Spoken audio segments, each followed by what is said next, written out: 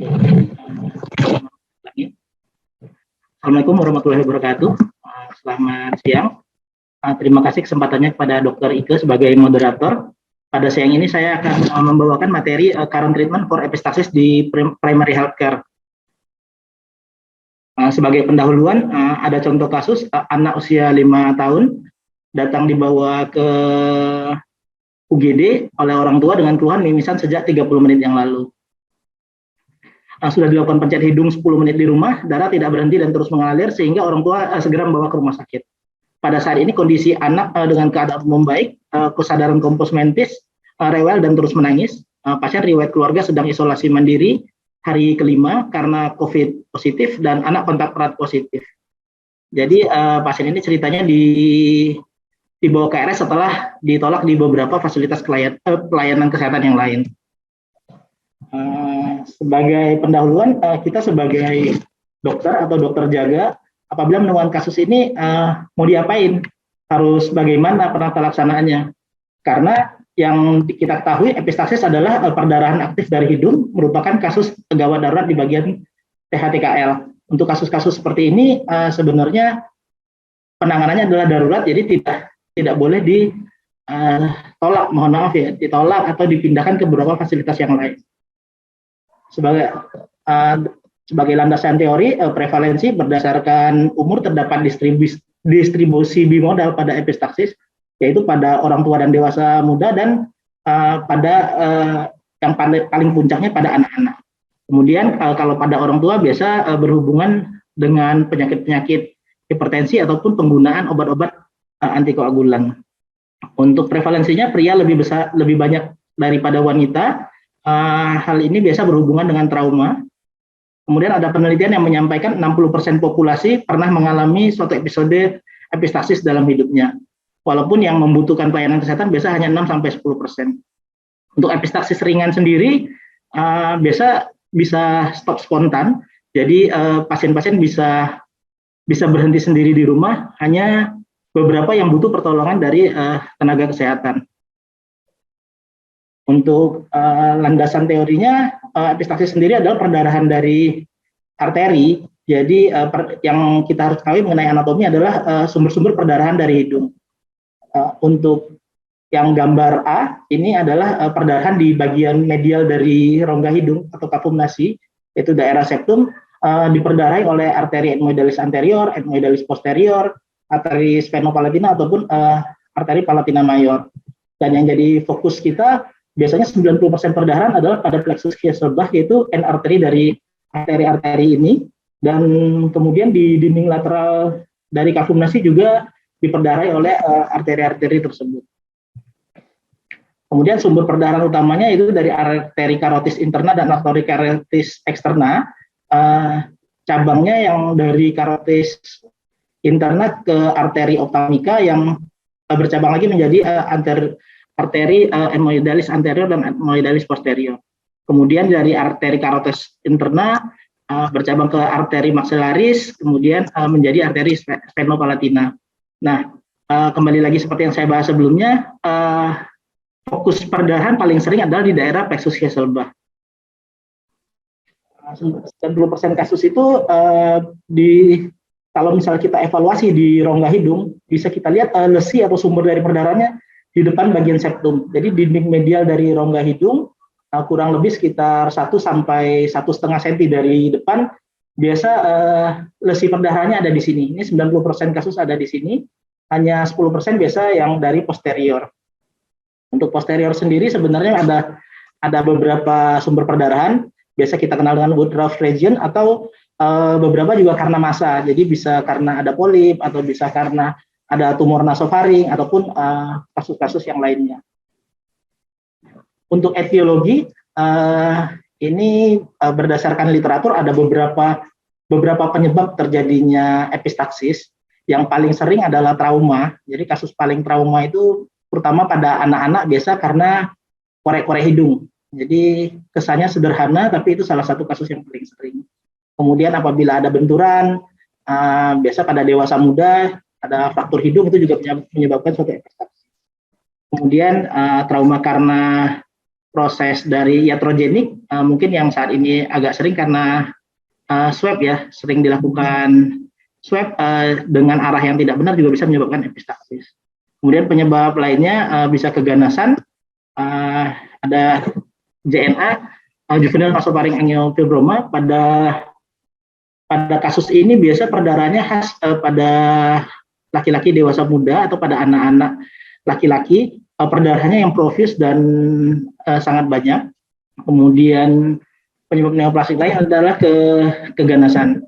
Kemudian penyebab lain secara hematologi atau sistemik biasa kasus-kasus trombositopeni, biasa pada demam berdarah juga bisa menyebabkan epistaksis, kasus hemofili dan lainnya. Beberapa literatur menyatakan jika perdarahan pada anak-anak di bawah usia 2 tahun, kita lebih berpikir biasa ada suatu masalah secara sistemik. Kemudian secara struktural, untuk penyebab dari epistaksis bisa karena kekeringan dari mukosa. Beberapa penelitian di luar negeri menyatakan pada saat musim dingin ataupun saat udara kering bisa peningkatan kasus epistaksis. Kemudian ada perforasi dari septum juga menyebabkan epistaksis. Nah, kemudian penyebab etiologi lain yaitu karena obat-obatan. Jadi ini biasanya sering pada pasien-pasien lanjut usia, pasien-pasien dengan jantung biasa mendapat antikoagulan atau antiplatelet drugs. Kemudian pada pasien-pasien pengguna, pada pasien alergi atau pasien sinusitis yang mendapatkan nasal spray glukokortikoid, ada beberapa literatur menyatakan penggunaan glukokortikoid selama 1 tahun meningkatkan risiko terjadinya suatu epistaksis, tapi epistaksis yang penyebab ini biasanya ringan. Kemudian penyakit inflamasi, biasa pada anak-anak juga ini karena infeksi saluran napas atas yang sederhana juga bisa menyebabkan suatu epistaksis. Ini sekedar pengetahuan aja, obat-obat apa sih yang biasa menyebabkan epistaksis dan bagaimana penanganannya, saya tidak bahas lebih jauh, biasa ya aspirin, clopidogrel, ataupun tromboaspilin itu biasa sering kita temukan pasien-pasien epistaksis.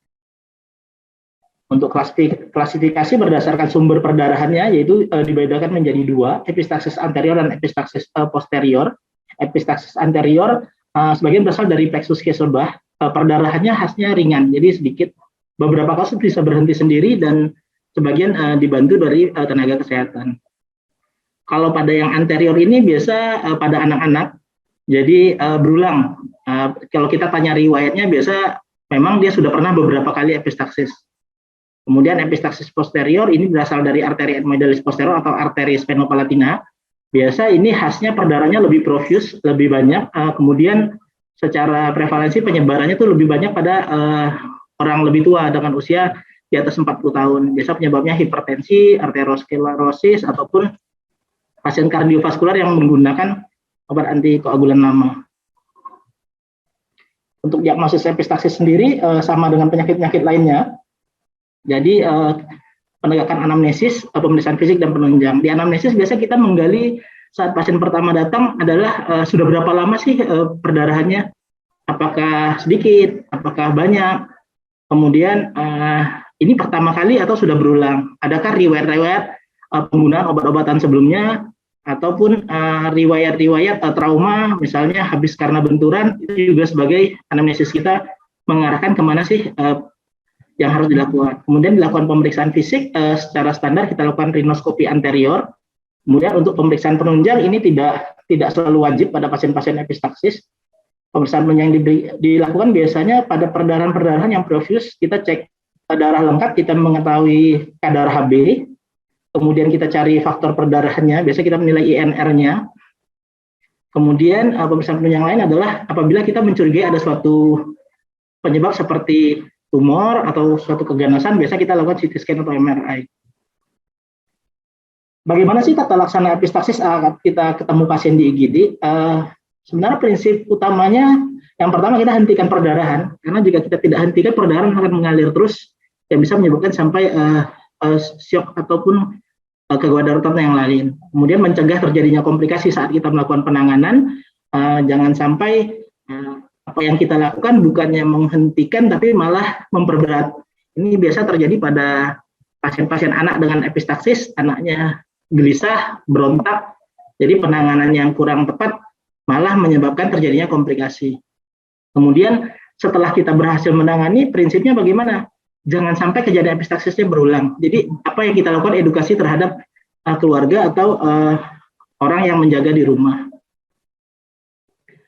Berikut saya berikan algoritma epistaksis. Jadi ini ada algoritma epistaksis dari Jerman pada primary healthcare, tapi memang tidak bisa secara sempurna kita terapkan di Indonesia.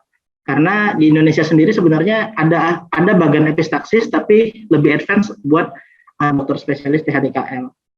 Jadi saat pasien datang dengan keluhan mimisan, yang paling pertama kita lakukan adalah kita sebagai dasar ya, semua pasien kita contamination control. Jadi karena ini berhubungan dengan darah, kemudian darah itu bisa nyiprat banyak, alat pelindung diri dari kita sebagai dokter atau tenaga kesehatan itu paling penting.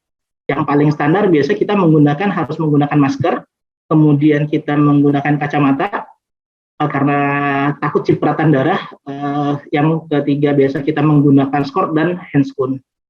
Kemudian pada dasarnya semua pasien yang datang ke IGD ataupun datang ke klinik, kita akses dari hemodinamiknya sesuai dengan prinsip CAB ya. Kita lihat circulation, airway, breathing. Jika memang ada problem di situ, itu yang harus kita tanganin. Kemudian untuk anamnesis biasa pada pasien epistaksis ini pasien-pasien terutama pada anak-anak yang panik keluarganya duluan. Jadi biasa kita sambil mencoba menghentikan perdarahan, kita menggali anamnesis. Jadi anamnesis kita bisa sambil jalan. Kemudian tadi yang sudah saya sebutkan, pemeriksaan darah atau imaging hanya apabila dibutuhkan. Tata laksana epistaksis sendiri, biasa yang kita lakukan saat pasien datang adalah kita minta untuk menekan hidung. Jadi sebelum kita memegang pasien, biasa kita menggunakan sarung tangan, bisa perawat ataupun dokternya sebelum melakukan pemeriksaan, kita pencet dulu hidungnya, pencet hidung bagian depan, sambil kita mempersiapkan alat-alat seandainya kita membutuhkan tampon. Jadi sambil jalan kita sambil anamnesis, kita sambil lakukan pencegahan pertama. Jadi kompres hidung ini kita lakukan kompres hidung di bagian depan, biasa juga sudah dilakukan pada pasien-pasien yang memang sudah punya riwayat epistaksis recurrent. Jadi dia sudah melakukannya beberapa kali di rumah, biasa gagal baru dia bawa ke rumah sakit. Kemudian bisa kita lakukan ice aplikasi. Jadi kita penggunaan kompres es. Jadi kompres es di sini kalau dari literatur memang ada beberapa macam dan masih dalam perdebatan. Jadi kompres es bisa dilakukan dengan es kita balutkan di dalam kain, kita kompreskan di belakang leher. Tujuannya adalah vasokonstriksi dari arteri. Jadi dianggap kompres es di leher ini menyebabkan vasokonstriksi dari pembuluh darah di hidung. Karena yang kita ingat tadi secara anatomi, sumber-sumber perdarahannya adalah dari karotis internal dan karotis eksternal. Kemudian ada juga untuk posisi, biasa kita minta pasien untuk posisinya dilakukan posisi duduk, jadi tidak berbaring. Pasien-pasien epistaksis ini kita takutkan terjadi aspirasi, jadi diminta pasien untuk duduk tegak, sedikit menunduk ke depan. Tujuannya adalah supaya darah itu keluar. Misalnya ada darah banyak menggumpal di mulut, kita minta pasien untuk darahnya dikeluarkan atau dimuntahkan. Kemudian pemeriksaan tekanan darah biasa tidak rutin juga kita lakukan. Jika kita curigai memang kondisinya tidak stabil, biasa kita sambil melakukan pemeriksaan tekanan darah. Kemudian di klinik, jadi saat pasien datang yang kita nilai adalah kita lihat pasien ini secara hemodinamik stabil atau enggak. Atau misalnya dia stabil setelah kita lakukan tadi beberapa yang di atas ya, kita lakukan kompresi hidung, kita lakukan kompres dengan es, tapi masih terjadi perdarahan, atau pasien tidak stabil, itu kita langsung turun ke bagian berikutnya. Seandainya pasiennya hemodinamik stabil, kita lakukan kompres atau kita lakukan penekanan di hidung, perdarahan sudah berhenti, biasa kita lakukan observasi selama 30 menit. Observasi 30 menit di sini adalah tujuannya kita mau lihat apakah ada perdarahan berulang atau tidak. Kemudian apabila perdarahannya sudah berhenti, bisa kita gunakan antiseptik nasal cream. Jadi dilakukan olesan pada daerah yang kita evaluasi memang ada sumber perdarahan, biasa kita lihat itu di daerah plexus Hasselbalch bisa kita oleskan nasal krim. Beberapa penelitian menyatakan ini mencegah untuk terjadinya rekurensi di rumah. Ataupun kalau lebih advance biasa kita bisa menggunakan Surgicel atau gel foam, atau biasa juga kita gunakan Spongostan, kita tempelkan di bagian sumber perdarahan. Jika perdarahannya berhenti, pasien dapat kita pulangkan. Jadi pasien kita pulangkan dengan beberapa edukasi. Yang paling penting biasa bagaimana caranya supaya saat di rumah tidak terjadi perdarahan berulang. Pertama, kita jaga kelembapan dari nasal mukosa. Jadi beberapa penelitian menyatakan apabila penggunaan nasal krim itu bisa digunakan 2 atau 3 kali sehari selama 7 hari, ataupun bisa menggunakan semprot hidung dengan NaCl, jadi menjaga kelembapan hidung. Kemudian kita minta pasien jangan mensisi hidung terlalu keras.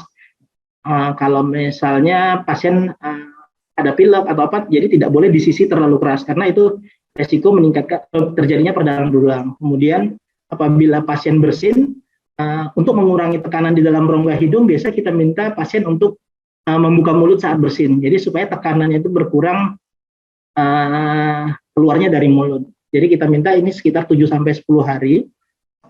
Tapi bagaimana seandainya perdarahannya tetap tadi?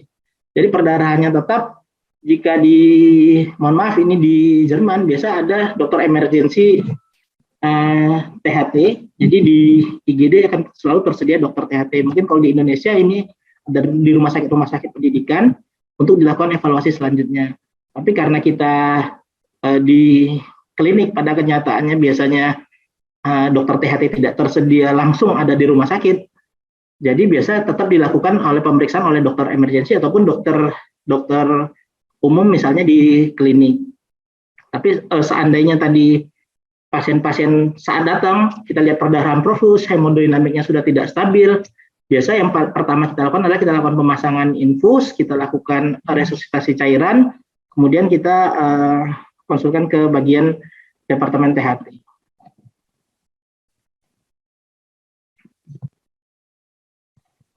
Kemudian ini level 2, jadi level 2 treatment epistaxis dari bagian THT.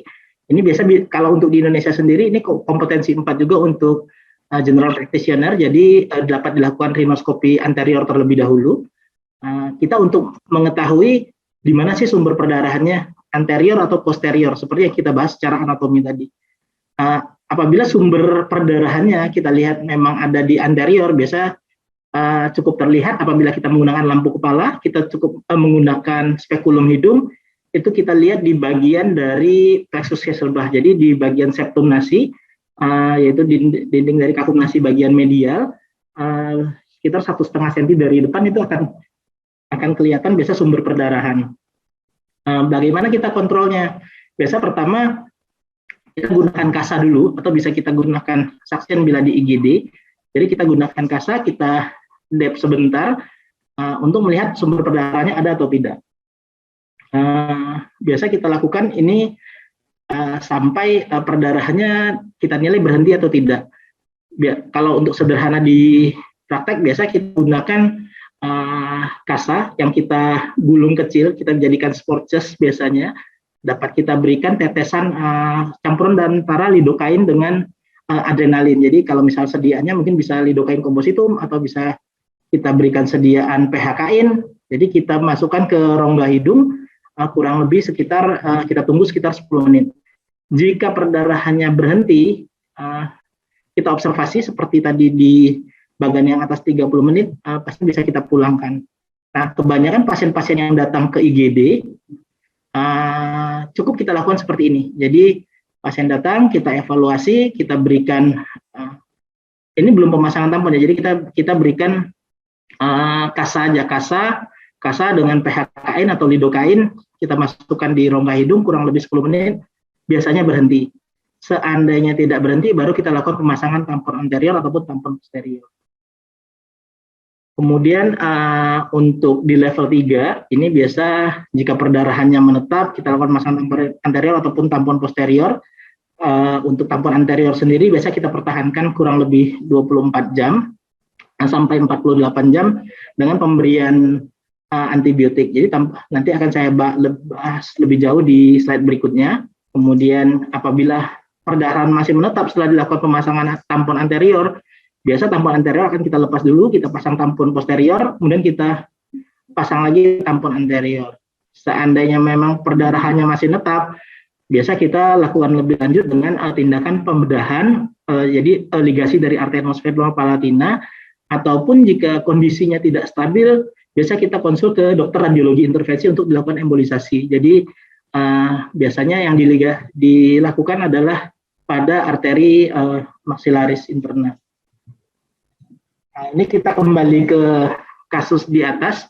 Jadi setelah kita tadi lihat bagian algoritmanya, misalnya ada anak datang ke IGD dengan kondisi kesadarannya masih baik, rewel, menangis, keluarga panik. Jadi khasnya pasien perdarahan itu, kalau pasien anak-anak bukan cuma anaknya yang jadi pasien, tapi orang tuanya juga jadi pasien kita. Karena paniknya biasa bikin kita tata laksananya lebih sulit. Jadi pada pasien-pasien seperti contoh kasus tadi, ini saya bilang persiapan pemeriksaannya yang paling penting APD dulu. Jadi karena kasus tadi ada riwayat kontak positif, mungkin kita harus gunakan APD level 4. Jadi kita gunakan masker, kita gunakan Google, kita gunakan handscoon ataupun Scott, ataupun di sini kita APD level 4 karena COVID positif. Kemudian kita lakukan penilaian TAB pada pasien tadi kan kondisinya baik sebenarnya. Jadi circulation airway breathing-nya sebenarnya aman. Jadi sambil kita mempersiapkan alat, yang kita lakukan adalah biasanya kita bisa minta bantuan dari orang tua ataupun perawat untuk pencet hidungnya sambil kita mempersiapkan alat. Gimana sih cara mencetnya? Nah, ini saya ada dapat gambar dari internet. Jadi posisi mencet hidungnya itu posisinya menunduk, terus pencet sepertiga bawah dari hidung. Nah, jadi posisinya ditekan kiri kanan. Tujuannya apa? Kita menekan daerah dari plexus Kieselbach seperti sesuai dengan anatomi. Nah, ini saya dapatkan dari gambar dari literatur dari AOHNS dari Amerika. Di mana sih titik mencetnya? Jadi kalau kita lihat dari gambar ini, kita lihat dari bawah. Jadi memang tujuan penekanannya benar-benar ke arah plexus Kieselbach. Jadi tapi posisi kepalanya harapnya nunduk ya, tidak menengadah seperti ini karena resiko seandainya perdarahannya dari posterior mengalir ke belakang itu bisa menyebabkan aspirasi. Ini kalau tampak dari lateral, jadi titik mencetnya di sini. Ini juga sebagai edukasi kita ke keluarga seandainya terjadi perdarahan ulang di rumah. Kemudian untuk kasus pasien tadi, apa sih yang harus disiapkan? Jadi kan kita biasa di setting emergency ataupun setting di praktek dokter, biasa tidak mempersiapkan alat ini standby. Jadi sambil tadi pasiennya kita posisikan duduk, kita minta asisten ataupun keluarga pencet hidungnya. Jika kita sendirian, kita siapkan kasa. Kasa bisa dilipat kecil seperti ini. Kalau ini kita bilang sport chest, tapi bisa juga dilakukan gulungan kecil. Jadi gulungan kecil yang bisa kita masukkan ke rongga hidung. Karena jika kasa sedianya biasa kotak itu susah untuk masuk. Kemudian ada spekulum hidung, kita ada tang spatel ini untuk evaluasi perdarahan apakah ada ngalir ke belakang, pinset bayonet, lampu kepala, dan ini sediaan di dokain kompositum. Jadi gunanya ini selain sebagai analgetik juga isinya sebagai vasokonstriktor untuk mengurangi perdarahan. Jadi pada pasien tersebut sambil kita menyiapkan alat, biasa ini kan tidak langsung bisa kita pakai, langsung bisa kita gunakan. Jadi kita minta pencet hidung dalam 10-15 menit, ada beberapa literatur yang menyatakan 15-20 menit untuk kita melakukan tindakan. Jika alat sudah siap, bisa kita lakukan langsung evaluasi untuk rhinoskopi anterior. Jadi untuk rhinoskopi anterior sendiri kita melihat dari rongga hidung, fokus kita adalah melihat di bagian tengah, jadi bagian medial dari hidung kita melihat ke arah septum, apakah ada perdarahan atau tidak. Pada gambar ini, biasa kalau pasien epistaxis kan masih ngalir darah banyak, kita nggak kelihatan jelas, jadi view-nya tuh tidak kelihatan di mana sumber perdarahan. Bisa kita lakukan dengan suction atau kita gunakan kasa tadi yang kita siapkan untuk kita dep sebentar, kita lihat kering apakah ada sumber perdarahan atau tidak. Atau saya sendiri biasanya langsung Bila menilai perdarahan masih aktif, saya langsung masukkan kasa yang saya basahkan dengan lidocaine compositum, saya pertahankan sekitar 10 menit. Nah, ini karena kasus pasien anak-anak, jadi saya contohkan, sering ada keluhan pasien anak itu tidak kooperatif. Sebenarnya bisa saya simpulkan, tidak akan pernah ada anak yang kooperatif pada kondisi sedang mimisan. Jadi gimana sih kita fiksasi saat memeriksa? Ini saya contohkan ada dua model pemeriksaan. Jadi ini jika kita ada asisten, kaki kita jepit, tangannya kita tahan, kepala kita senderkan kepada asisten. Tujuannya apa? Saat kita lakukan evaluasi rongga hidung, kepalanya tidak bergerak sehingga kita tidak memperberat kondisi atau menyebabkan laserasi. Kemudian jika kita sendirian dan asisten hanya satu atau hanya keluarga, bisa dilakukan posisi yang kedua. Jadi satu tangan untuk memeluk menahan tangan, kakinya dijepit, kepala disenderkan ke belakang. Atau bisa dengan bantuan tambahan, biasa kita menggunakan kain atau selimut, kita bedong seperti anak kecil. Jadi tujuannya supaya tidak ada gerakan saat kita lakukan pemeriksaan. Memang pada anak-anak epistaxis pasti berontak, pasti ngamuk. Nah, hal ini juga biasa kita gunakan pada pemeriksaan korpus allenum hidung. Jadi pada anak-anak yang kemasukan korpal juga biasa kita lakukan fiksasi seperti ini. Nah, apa yang kita evaluasi saat kita lakukan rhinoskopi anterior? Ini gambaran foto. Jadi biasa titik perdarahan itu di septum, di plexus Hesselbach. 90% kasus ada di sini. Ini kita lihat di gambar ini ada perdarahan aktif di plexus Hesselbach. Nah, ini yang gambar kedua, ini sudah dilakukan Cauter dengan bipolar. Biasa lebih kering. Karena bipolar kan biasa kita harus di kamar operasi baru ada. Jadi ini biasa kita bisa lakukan dep dulu dengan kasa, lihat perdarahan aktif, kita masukkan kasa dengan lidocaine dan PHKin. Saran saya sebaiknya memang harus memberikan lidocaine compositum atau lidocaine sebagai analgetik supaya mengurangi nyeri. Jadi ada resiko bisa terjadinya vasovagal refleks, yaitu jadi shock kardiogenik karena nyeri atau kesakitan saat kita lakukan pemasangan tampon. Hati-hati ya. Ini alat-alat dan bahan yang kita gunakan, misalnya persiapan lebih lengkap dalam mengatasi epistaxis. Jadi ini ada spekulum, ada pinset bayonet, ini kita bilang tampon belok. Jadi ini digunakan untuk pemasangan tampon posterior. Mungkin saya tidak terlalu bahas detail di sini. Kemudian ini kateter untuk membantu akses dari tampon belok. Kemudian ini ada beberapa jenis tampon yang mungkin kurang familiar jika di Indonesia. Nah, ini yang saya bilang kasa gulung.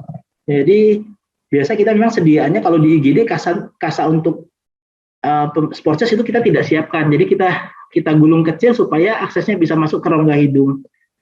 Nah, apabila kita lakukan evaluasi, biasa bisa kita kelihatan sumber perdarahannya. Ini berdasarkan dari literatur. Jika perdarahannya kelihatan jelas, bisa kita lakukan Cauter. Jadi bisa kita lakukan Cauter kimia ataupun Cauter elektrik. Menurut literatur, pada anak-anak biasa kita gunakan lebih ke arah Cauter kimia, yaitu kita menggunakan AgNO3, kita tempelkan di titik perdarahan kurang lebih 5-10 detik, sehingga perdarahannya bisa berhenti. Setelah perdarahan berhenti, biasa kita masih tempelkan lagi gel foam atau Surgicel ataupun kita berikan krim. Untuk kauterisasi elektrik sendiri, secara literatur memang lebih efektif daripada penggunaan Cauter kimia, tapi kelebihannya kalau Cauter kimia ini lebih tidak nyeri. Kemudian bisa kita lakukan hemostasik lokal yang bisa diresorpsi. Jadi kita lihat sumber perdarahan, bisa langsung kita berikan gel foam ataupun kita Surgicel ditempelkan pada area yang mengalami perdarahan. Seandainya tadi tata laksana kita dari awal kita berikan tampon pencet hidung gagal, kita lakukan pemberian tampon dengan lidocaine compositum atau PHKin, masih terjadi perdarahan aktif, kita tidak ada Cauter, jadi kita di IGD sedianya mungkin tidak ada AgNO3, tidak ada Cauter bipolar, mungkin kita bisa lakukan pemasangan tampon anterior. Jadi tampon anterior sendiri itu sama seperti ini, kasa, tapi kita berikan salep atau krim, biasa campuran vaselin sama acidum boricum. Jadi kita sebut Sportus Borsalove. Untuk pemasangannya mungkin beberapa dokter sudah tahu ya, jadi pemasangan tampon anterior kita lakukan pesusunannya bertahap dari masukin kita ke atas. Mungkin di YouTube ada banyak tuh cara pemasangan, jadi saya tidak jelaskan lebih detail di sini karena makan waktu terlalu panjang.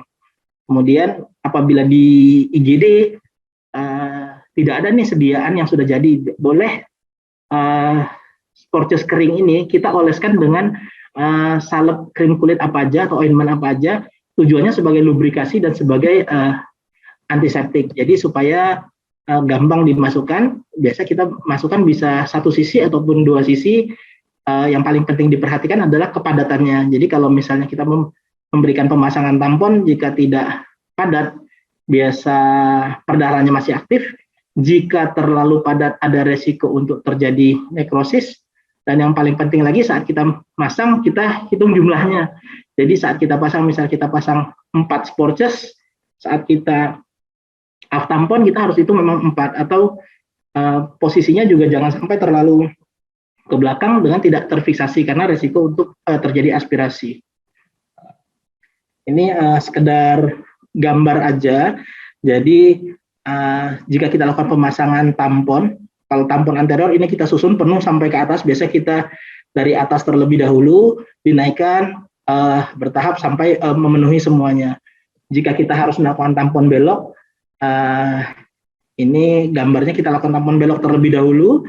Jadi kita masukkan kateter, kita tarik kateternya, kita ikat benang ke tampon beloknya, kemudian dimasukkan ke bagian atas dari palatum, baru kita lakukan lagi pemasangan tampon anterior. Nah, yang paling penting saat kita melakukan pemasangan tampon adalah kita pasang lagi nasal dry strip atau kita fiksasi dari tamponnya di depan, atau kita tutup aja pakai kasa, kita plester supaya tidak terjadi aspirasi.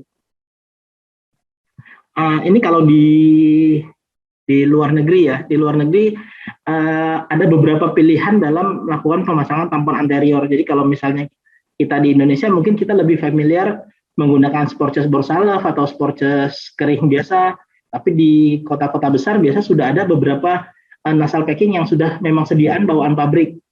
Jadi kita aplikasinya lebih mudah, tapi harganya yang tidak murah. Jadi harganya lebih mahalnya ada beberapa macam, ada Surgicel, Surgiflow, Nasopor, Hemopor, gel foam, kemudian ada juga yang tidak diserap. Jadi ini bisa menggunakan kateter, bisa menggunakan merosel, bisa menggunakan beberapa produk yang lain. Ini saya berikan gambaran aja. Ini untuk yang nasal packing yang lebih modern, ada yang ada pipa ventilasi. Jadi setelah pasien kita berikan pemasangan tampon anterior, pasien masih bisa nafas lewat hidung. Nah, ini yang tanpa pipa ventilasi. Biasa awalnya bentuknya hanya seperti ini. Jadi kita masukkan satu ke dalam rongga hidung, kemudian kita basahkan, kita teteskan dengan spuit. Jadi nanti dia akan mengembang menjadi besar sehingga memenuhi dari rongga hidung. Nah, ini yang posisi sudah terpasang. Jadi pasangnya hanya lurus, kemudian kita kembangkan. Ini yang mengembangkannya biasa pakai air, jadi dibasahkan, nanti akan menekan ke dalam rongga hidung. Ini cukup sering digunakan biasa pada pasien-pasien setelah operasi. Kemudian ini ada jenis tampon yang berbeda lagi. Jadi kita pakai flow. Jadi posisinya seperti ini. Sebelum dimasukin jangan lupa kita basahkan. Jadi seperti kita menggunakan sporches kering, tapi kita basahkan terlebih dahulu, kita masukkan ke rongga hidung, kemudian kita kembangkan dengan balon. Tapi ini sediaannya memang masih sangat terbatas. Dan pelaksanaan epistaxis posterior, biasa kita lakukan tampon posterior dengan tampon belok. Jadi saya tidak terlalu bahas dalam di sini karena kasusnya lebih jarang. Seandainya perdarahan profus juga biasanya langsung dirujuk ke dokter THT. Tapi penanganan awal yang harus dilakukan di IGD adalah bagaimana mencegah terjadinya shock hipovolemik, kemudian mencegah terjadinya aspirasi. Kita buatkan jalur untuk cairan.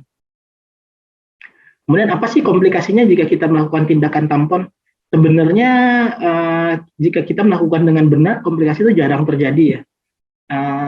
Komplikasi misalnya kita melakukan kauter, tapi kauter biasa tidak tersedia juga, bisa terjadi sinekia. Jadi misalnya kita lakukan kauternya selain ke dinding septum, kita kesenggol juga dinding lateral dari hidung, sehingga bisa menyebabkan pas penyembuhan dia menempel, terjadi sinekia. Atau terjadi juga perforasi septum. Nah, pada kasus-kasus ini berdasarkan literatur menyatakan jika kita melakukan kauterisasi atau dengan kimia ataupun dengan elektrik, biasa tidak dilakukan bilateral. Jadi hanya di salah satunya yang lebih direkomendasikan. Kemudian pemasangan tampon sendiri, komplikasinya bisa terjadi septal hematom. Jadi misalnya terjadi traumatik dari alat yang kita gunakan, bisa terjadi hematom yang bisa berkembang menjadi abses, atau kita memasang tampon anterior yang terlalu padat, gitu, terlalu padat sehingga aliran darahnya tidak jalan, bisa terjadi pressure necrosis. Kemudian bisa terjadi rhinosinusitis karena kita memasukkan benda asing ke dalam hidung. Biasa ini kan kita mencegahnya dengan pemberian sports yang sudah dibaluri dengan antibiotik, dan pasien-pasien dengan tampon anterior ataupun posterior kita berikan antibiotik oral. Antibiotik yang kita berikan biasa bisa golongan amoxicillin atau amoxiclav ataupun golongan cephalosporin. Kemudian komplikasi yang bisa terjadi berikutnya bisa terjadi toxic shock syndrome. Ini toksin dari bakteri Staphylococcus ini biasanya apabila vaksin kita pertahankan terlalu lama. Jadi makanya direkomendasikan kalau kita di Perhati Indonesia biasa antara 24 sampai 72 jam tampon kita seandainya perdarahan menetap, kita lakukan tampon ulang. Gejala-gejala toxic shock syndrome sendiri biasa pasien mual, pasien muntah, atau terjadi eritem di seluruh badan, ataupun terjadi shock. Kemudian bisa terjadi bloody tears, jadi karena ductus nasolacrimalnya tersumbat, sehingga perdarahan yang masih aktif malah keluarnya dari mata. Kemudian terjadi disfungsi tuba eustachius karena adanya tampon, sehingga muara tuba yang di tenggorok tertutup. Beberapa kasus melaporkan bisa terjadi hipoksia. Hipoksia ini biasa bukan saat kita lakukan tampon nggak bisa napas dari hidung, tapi biasa hipoksianya ini terjadi saat tidur. Jadi pasien tanpa sadar tidak bisa napas dari hidung, jadi tidak napas lewat mulut, makanya bisa terjadi hipoksia saat tidur. Kita kenal dengan sleep apnea syndrome. Kemudian yang cukup ditakutkan apabila kita melakukan pemasangan tampon yang kita tinggalkan adalah aspirasi. Jadi terjadi pergeseran dari tampon, baik tampon belok ataupun tampon anterior yang jatuh ke bawah masuk ke saluran nafas. Kemudian setelah kita berhasil penanganan, apabila perdarahan berhenti baik dengan tampon atau tanpa tampon, pasien pulang itu yang paling penting adalah kita lakukan edukasi. Jadi tujuan edukasi di sini adalah supaya tidak terjadi perdarahan berulang, dan seandainya terjadi perdarahan ulang, pasien ada penanganan awal sendiri. Yang pertama kita minta menghindari buang ingus atau sisis secara terlalu keras. Kemudian jika pasien bersin dilakukan dengan mulut terbuka, khususnya pada anak-anak jangan lakukan manipulasi atau mengorek bagian hidung. Kemudian bila pasien-pasien menggunakan aspirin atau NSAID, biasa kita saran stop. Tapi pada pasien-pasien kardio, pasien-pasien penyakit dalam hematologi yang memang mengkonsumsi obat-obat tertentu, biasa kita sih tidak dari kita yang stop, kita konsultan ke bagian terkait. Kemudian ada beberapa penelitian menyatakan penggunaan salin nasal spray bisa digunakan selama seminggu. Jadi ini tujuannya untuk mencegah kelembapan. Jadi pasien pulang bisa kita berikan, mungkin kalau saya sebut merek bisa Nasalin atau Briti. Kemudian bisa juga kita berikan oxymetazoline. Jadi oxymetazoline nasal spray tujuannya untuk vasokonstriksi. Seandainya terjadi perdarahan berulang, boleh disemprotkan diulang 5-10 menit, bisa cukup membantu. Kemudian apabila pasien tadi penyebabnya adalah penggunaan steroid hidung yang sudah cukup lama, lebih dari 1 tahun, biasa kita sarankan di stop dulu. Jika terjadi epistaxis berulang di rumah, saran langsung kita pencet untuk lakukan pencetakan nasi, posisi menunduk, dan gunakan kompres es. Sebagai take home message-nya, jika dapat kasus epistaxis ya kita lakukan tata laksana sesuai dengan algoritma. Kemudian 65-70% kasus itu bisa ditanganin di klinik Pratama ataupun biasa di emergency IGD. Seandainya perdarahannya menetap ataupun profus, bisa di refer ke dokter bagian THTKL. Terima kasih.